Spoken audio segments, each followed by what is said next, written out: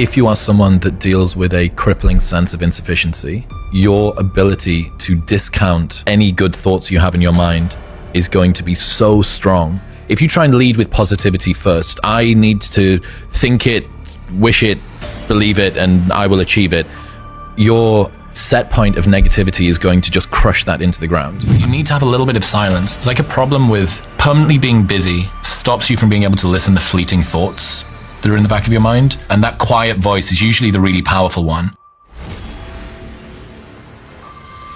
I didn't feel competent in things. I needed to feel like I was competent and I was proving something to the world each time that I succeeded, because that would salve my feelings of insufficiency. For every time that I won, we had a good club night, the business was good, we broke a record with entries at a different event or whatever, that would make me feel, yeah, wow, I'm like less of a piece of shit. Chronically through my childhood of not being super accepted, there was a ambient sense that something is broken with me, something is wrong, because if there wasn't something wrong, I would have friends. Okay. People would want me, right? I think that was just a relatively logical if this then that statement that came out of it. And when it comes to changing that, Alex Hormozi, who you had on the show recently, has this great quote where he says, "You don't become confident by shouting affirmations in the mirror, but by having a stack of undeniable proof that you are who you say you are. Outwork your self-doubt." And it wasn't until I had a project where I could no longer deny that my efforts were bearing fruits and that I was becoming competent at something. It was a crushing amount of volume and incontrovertible evidence that smashed my imposter syndrome into the ground. You have to accept after a while that if you continue to disprove your imposter syndrome in the real world, every single time that you're faced with a challenge, you succeed, despite the fact that you were adamant that you were going to fail or you had fears of insufficiency or all the rest of it. After a while, you have to accept that it has nothing to do with your competence and everything to do with your addiction to feeling like an imposter.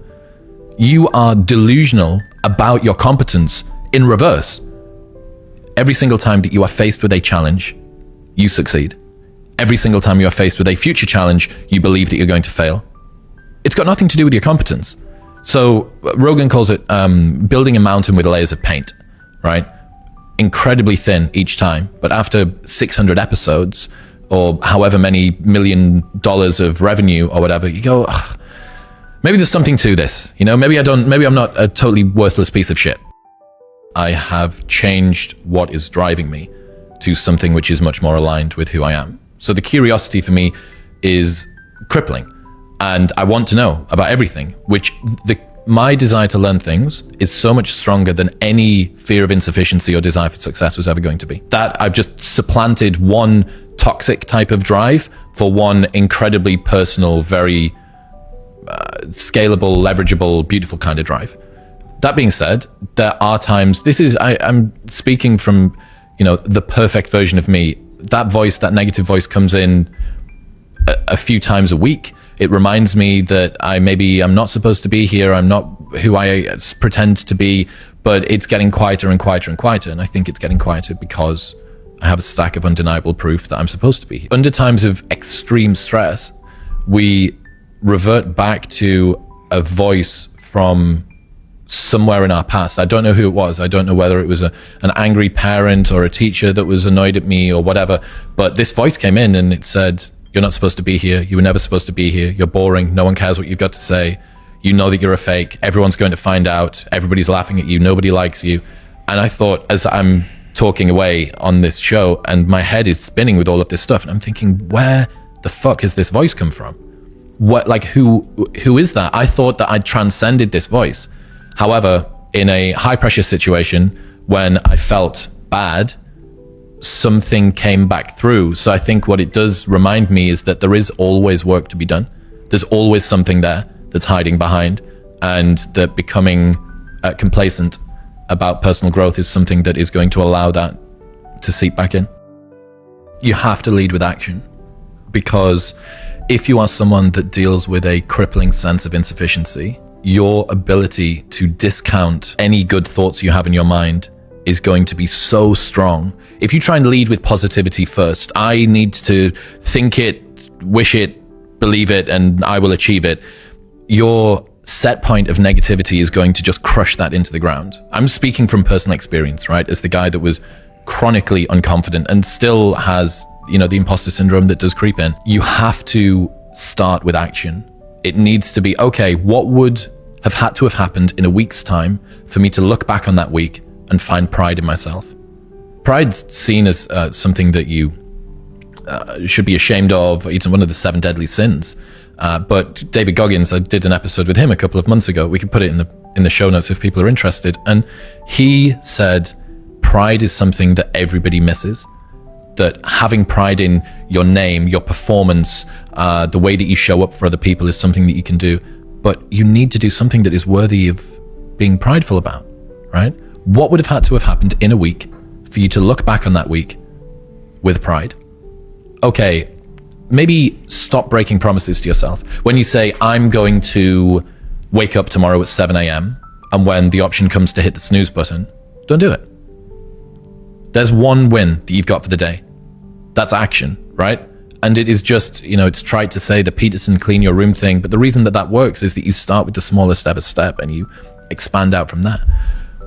You want to become a writer. You want to leave your job and become a writer. Okay, can you commit to writing 1 blog post on Substack per week for the next 3 weeks? That would make you feel like less of a loser if you did that.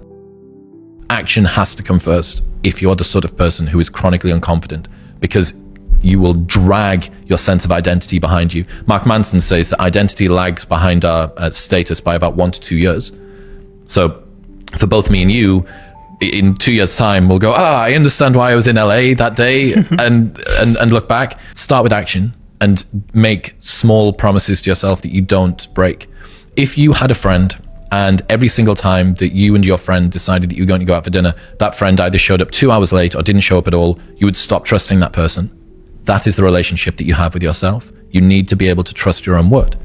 And a lot of us don't, because life is very convenient and it is easy for people to not stick to the promises that they set themselves, because our ability to be idealistic is always going to outstrip reality's ability to deliver that to us. As soon as you posit an ideal, you then begin to compare yourself to that ideal. And true hell is when the person that you are meets the person that you could have been. And the habit of not doing things is unbelievably difficult to get past. It's one of the problems with anyone that listens to your show or my show. You will love being cerebral, right? You will love the idea that I can use cognitive horsepower to just get myself out of problems. And there is a case of learning as masturbation, right? And believing that learning about something is the same as enacting it, and it's not. That's why it has to be action first. A quote from one of my friends that he uses when he's thinking about a concept is, does this grow corn? Basically, is it useful? Tell me how I can use this in my life. Does it grow fucking corn, right? It's this beautiful sounding concept, cognitive bias that helps me understand the way that my brain works and my relationship with everybody else. How do I use that in my life? Give me something to apply it to. And that's why with the confidence thing, choose promises that you will never break to yourself. I'm going to get up on time for the next month. I'm not going to hit the snooze button.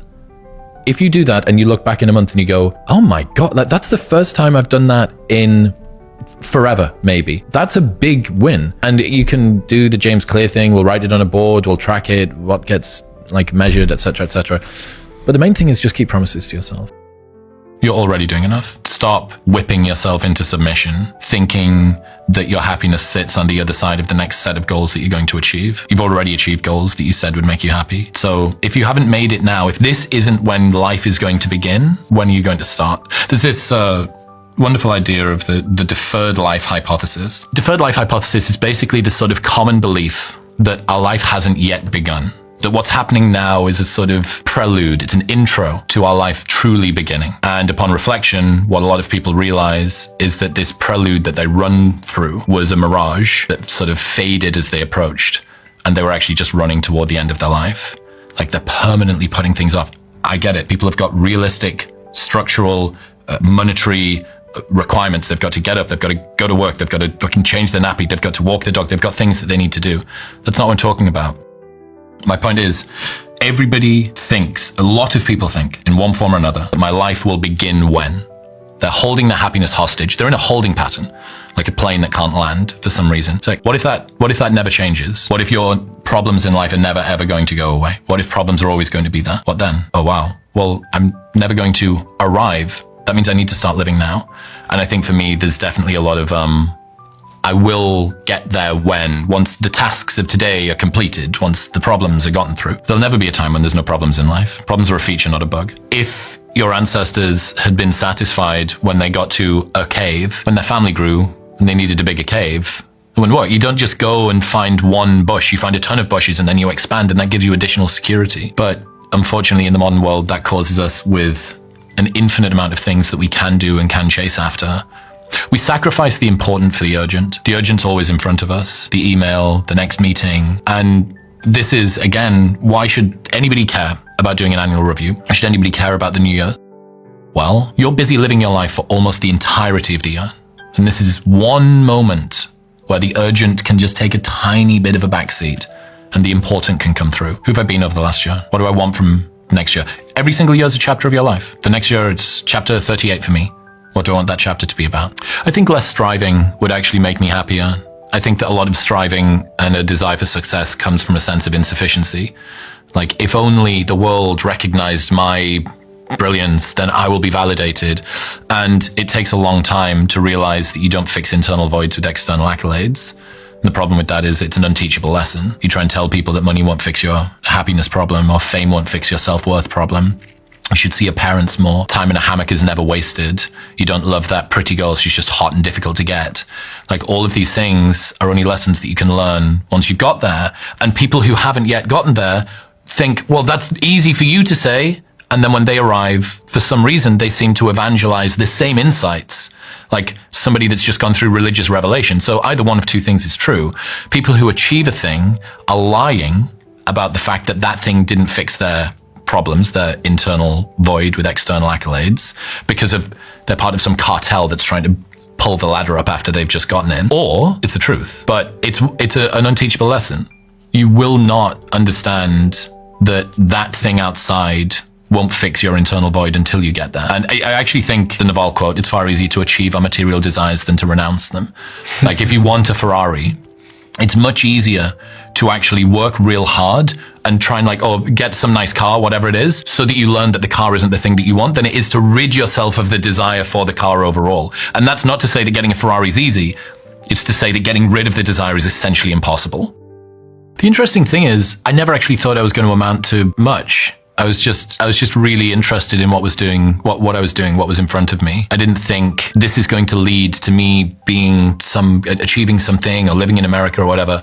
Each different step got me there. The unteachable lesson has smashed me in the face, which is fame won't fix your self-worth. Money won't make you happy. You should see your parents more. You can take a day off. Like, all of these lessons, you have to live them to learn them, unfortunately.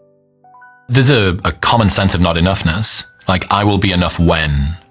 Right? Because you can either run away from something you want or run towards something, run away from something you fear or run towards something you want. It's a sense of lack. It's also a provisional life. It's putting life off. I will be happy, satisfied, peaceful when. It's more like an embodied sense. Yeah, I very much feel it. It's this striving, it's this pull, it's this sort of magnetism moving forward. But yeah, dude, if your life was a movie and the audience were watching up to this point, what would they be screaming at the screen telling you to do? It's usually a very reliable indicator of where you should be putting your attention. What success looks like for any individual person is going to be different. For you, knowing that you really want a family, there's people out there that are like, I'm not that fussed. I don't think that that's on the cards for me. And that's fine. Other people might really, really want to put the workload down and step off and go and do the dad or the mum thing. Unfortunately, you can't take somebody else's purpose or success. Like, you can't wear it as a suit. It's a bad idea, right? Because it's going to not fit.